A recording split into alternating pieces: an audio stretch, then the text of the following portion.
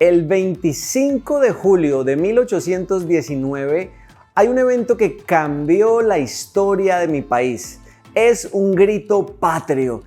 Las fuerzas revolucionarias libertadoras estaban peleando contra las fuerzas del virreinato, y en medio de una batalla que parecía perdida, Simón Bolívar le dice a uno de sus coroneles: «Coronel, salve usted la patria». A lo que él responde, lleno de valor y lleno de fuerza, mirando a los jinetes que podían acompañarlo: «Que me sigan los valientes».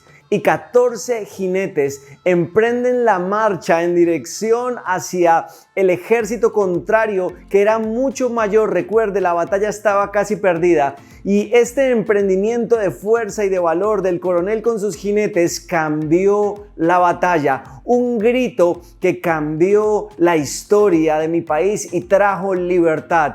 La Biblia nos narra un grito que también cambió la historia, pero la historia de la humanidad. En Juan 19, Jesús grita: «Consumado es». Y con este grito, Él está diciendo que ha alcanzado la libertad para los seres humanos, para todos aquellos que crean en Él. Hoy quiero hablarte de la libertad, y si te interesa este capítulo, no te lo pierdas, porque inicia aquí y está buenísimo.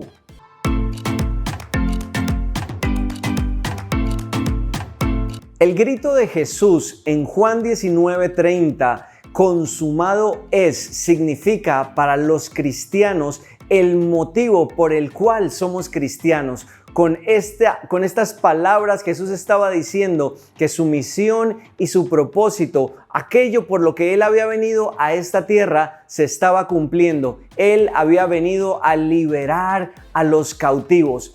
En el capítulo de hoy quiero mencionarte algo que en la carta de Gálatas también tenemos ese mismo énfasis. En el capítulo 5, en el versículo 1, Pablo dice lo siguiente: «Por lo tanto, Cristo en verdad nos ha liberado. Ahora asegúrense de permanecer libres y no se esclavicen de nuevo a la ley». Hemos venido observando, estudiando y disfrutando la carta de Gálatas, y en ella uno de los énfasis más importantes es no permitir que un falso mensaje, falsos mensajeros, falsos maestros, que una mentira pueda robarte tu libertad. Por ahí en el capítulo 2, Pablo decía que unos falsos hermanos se habían infiltrado en este movimiento revolucionario de la iglesia para privarlos de la libertad. Pero él mismo sienta una posición y dice: los resistimos, pero no permitimos que eso pasara. Hoy quiero hablarte de la libertad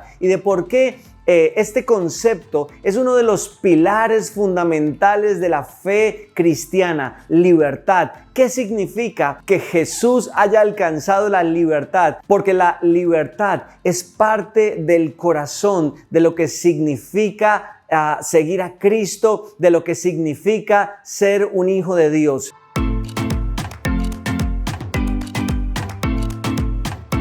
Como cristiano valoro la libertad, y si tú conoces a Jesús, si tú hoy te decides por Jesús, si estás empezando este camino de la vida cristiana, llevas mucho tiempo, tú también deberías valorar la libertad y atesorarla y luchar por ella. ¿A qué me refiero? A que todo movimiento que haya traído libertad debería ser preservado, debería ser honrado. Como sociedad hemos tenido que trabajar, hemos tenido que luchar, se ha derramado sangre para obtener la libertad, y yo honro eso, honro el hecho de que podamos ser libres y que nadie tenga el derecho por el color de piel a esclavizar, a oprimir a otra raza. Yo celebro, por ejemplo, que en la sociedad podamos tener la libertad de ejercer nuestro derecho de conciencia y de votar libremente sin importar el género, hombre o mujer que tengamos. Valoro el hecho de la lucha que muchos tuvieron para la igualdad en los derechos humanos, y que no importara de nuevo el color de piel, sino que todos tuviéramos las mismas oportunidades. Valoro los movimientos que han luchado para que haya libertad de conciencia, para que haya una libertad religiosa. Yo honro esos movimientos porque promueven la libertad, y la libertad una de las características fundamentales de ella es que siempre dignifica al ser humano. Creo que Dios está interesado en llevarnos en un camino de libertad, porque la verdadera libertad siempre nos dignifica. La verdadera libertad nos lleva a recordar que cada ser humano tiene un valor inherente que ha recibido de parte de Dios. Así que luchar por la libertad es algo importante. Pero deberíamos preguntarnos que en cada una de estas ocasiones, ¿cuál ha sido la causa de perder la libertad? En el caso de la cultura, de la sociedad, de los seres humanos,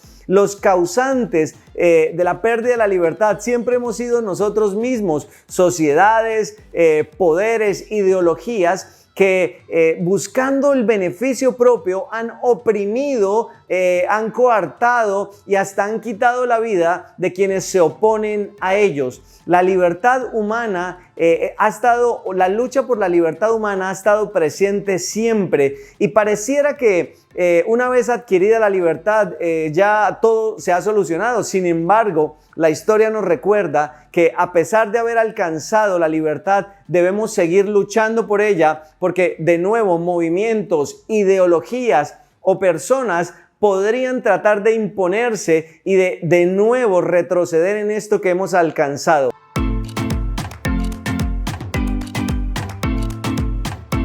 Ahora, la Biblia nos habla de una libertad que ha sido ganada no por seres humanos, sino una libertad que Dios ganó por nosotros. Una libertad que ningún ser humano podría alcanzar por sí misma. ¿Y de qué estamos hablando? Estoy hablando de esa libertad que Jesús menciona en Juan capítulo 19 cuando Él dice consumado es. Estoy hablando de esa libertad que Gálatas menciona en el capítulo 5 en el versículo 1 cuando dice Cristo los ha libertado. ¿A qué se refiere? ¿Cuál es aquella libertad que ningún ser humano podía lograr por sí mismo? Bueno, en Romanos capítulo 7, Pablo nos habla de esa lucha interna, de esa oscuridad, de ese pecado, de aquello que dentro de nosotros nos ha tenido esclavizados desde que tenemos uso de conciencia. Pablo lo dice así, Pablo dice, yo quería hacer lo bueno y terminaba haciendo lo malo. Trataba de no hacer lo malo y terminaba haciéndolo. Y todos sabemos, si somos honestos, al mirarnos en un espejo, que nuestra mayor lucha es con nosotros mismos, aquello que viene de nuestro interior. Si a ti te han dicho, si te han hecho creer que los seres humanos nacemos libres, pero que la sociedad empieza a corromper lo que hay en nuestro interior, bueno, esto va en contradicción a lo que la Biblia dice. Porque la Biblia nos explica lo contrario, nos dice que todos los seres humanos hemos nacido con esta inclinación, con esta esclavitud hacia el pecado. Así que cuando escuchas la palabra libertad de parte de Jesús, se está refiriendo a esa libertad del pecado y lo que el pecado como consecuencia iba a traer o trae a la humanidad. Porque la consecuencia del pecado es la culpa y la consecuencia de la culpa es el juicio y la consecuencia del juicio es la perdición. Así que Jesús dice que Él ha venido a traer libertad. ¿Libertad de qué? Del pecado, de la culpa, del juicio y de la condena. Es una libertad que tú y yo solo podemos experimentar cuando obtenemos o cuando llegamos a ver a nuestro Salvador, cuando llegamos a ver a Jesús como Él realmente es. Y aquí es donde Jesús juega un papel fundamental, porque nos explica que podemos luchar por todas las libertades que a nuestro alrededor se encuentran y que son válidas. La libertad de expresión, la libertad religiosa, la libertad de conciencia. Cada una de esas luchas son necesarias. Pero hay una lucha que ningún ser humano va a poder ganar por sí mismo y es la lucha con la oscuridad que hay dentro de él. Y en ese punto solo Jesús se manifiesta como el Salvador, el único que podía liberarnos del poder de esa oscuridad.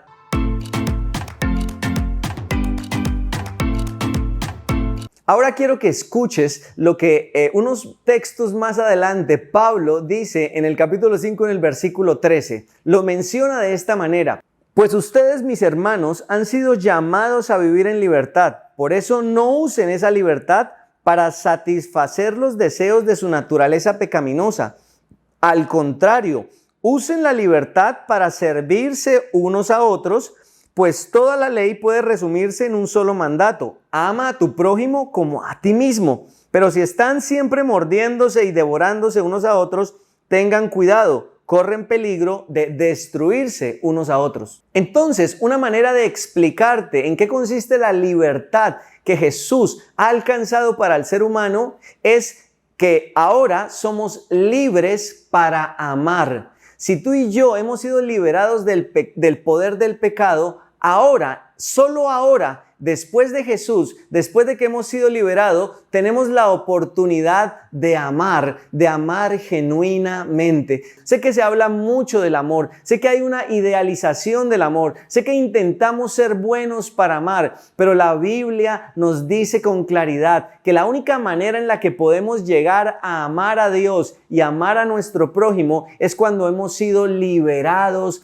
del pecado. Y esa liberación significa que Dios hace algo nuevo en nosotros. Segunda de Corintios 5:17 dice que si uno cree en Jesús, uno es hecho nuevo. ¿Y qué significa eso? Que ahora soy libre para amar, que ahora tengo el poder para amar. Y la libertad que encontramos con Jesús no nos conduce por un camino que nos lleve a hacer lo malo, que nos lleve a hacer lo que se nos dé la gana. Es libertad, no anarquía. Si a ti te están enseñando que al ser liberado del poder del pecado, ahora lo que hagas con tu vida no le importa a Dios, o que cualquier cosa que hagas, a pesar de eso Dios te ama, no te están enseñando que Dios te liberó para que tú puedas amarlo a Él, para que tú puedas amar al prójimo. Y el camino de amar no nos lleva al pecado. El camino de amar, por el contrario, nos lleva a evitar eso que nos destruye a nosotros, que ofende a Dios y que destruya a los demás. Así que el amor va a ser una fuerza en tu vida que te va a llevar a alejarte de lo que está mal. Pero en Jesús, esta fuerza no es una fuerza de voluntad tuya, sino es la fuerza de Dios a través de ti. Esto es una locura.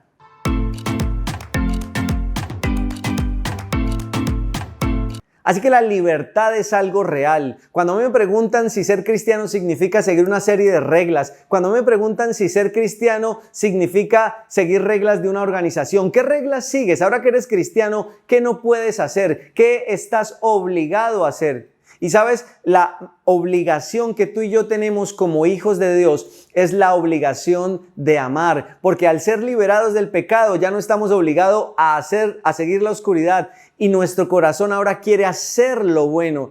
Y cuando usamos nuestra libertad, sabemos que la estamos usando bien porque no nos esclaviza de nuevo, porque no nos quita la dignidad que hemos recibido al ser perdonados. La verdadera libertad siempre dignifica. Si tú estás pensando allí donde estás, yo soy libre porque yo hago lo que yo quiera, tienes que pensar si el resultado de tus acciones te dignifica a ti y dignifica a las personas que están a tu lado. Si tu libertad le está robando la dignidad a otro, si esa libertad que tú dices tener te está quitando tu propia dignidad, porque no te permite reconocer cuál es tu identidad, porque no te permite reconocer cómo te creó Dios, cuál cuerpo fue el que te dio, cuál situación o cuál familia en donde Él te puso. Si tus pensamientos hoy te están llevando a luchar en contra de lo que Dios es, entonces no estás usando tu libertad de la manera correcta. Ser tirano es muy fácil. Ser tirano es intentar controlar e imponer mis intereses. Y la lucha de la humanidad ha sido para derribar esas tiranías.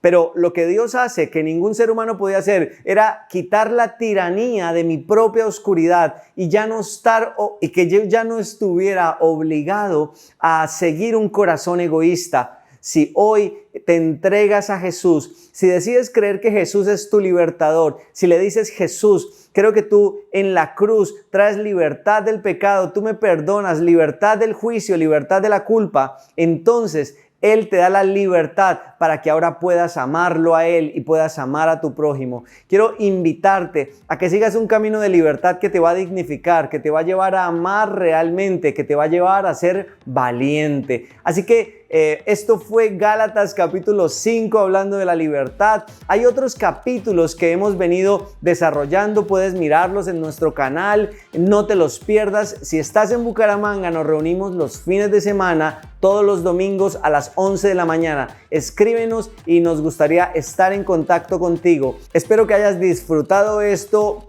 Nos vemos pronto. Bye bye.